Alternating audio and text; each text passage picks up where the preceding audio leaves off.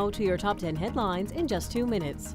At least 3 people were killed after a series of shootings in the Dutch port city of Rotterdam. Local officials say the gunman opened fire in a classroom, at a university, and at a home. Both buildings were set on fire. The gunman has been arrested. Today, Governor Newsom signed a bill that will raise minimum wages for fast food workers to $20 an hour. It takes effect on April 1st of next year.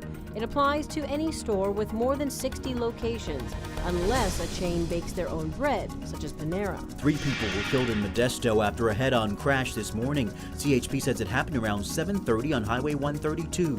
A 49-year-old man swerved into the path of a sedan. 2 women in that sedan died at the scene. Another was airlifted to a hospital where she later died.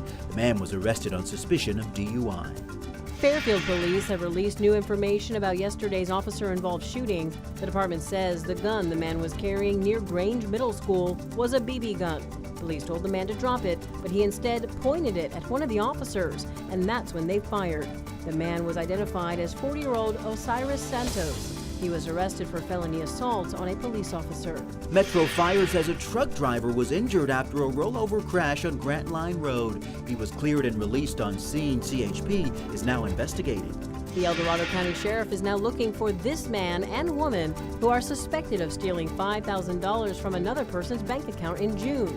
They may have been driving a gray Honda Pilot. If you know who they are, reach out to the El Dorado County Sheriff's Office. The protests outside plants are nearing the end of their second week. Tomorrow, the president of the UAW will announce the next plants that will go on strike.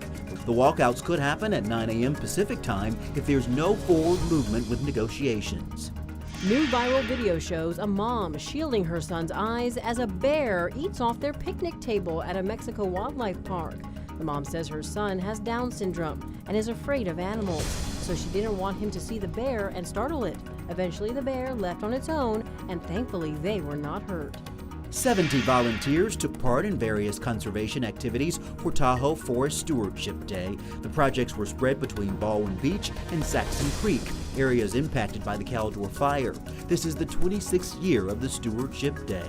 The University of Nevada and Grand Sierra Resort have announced $1 billion of investment in the area around UNR's basketball stadium. It'll include housing, a major hotel, a driving range, and a 10,000-seat basketball venue. And those are your top 10 headlines in just 2 minutes.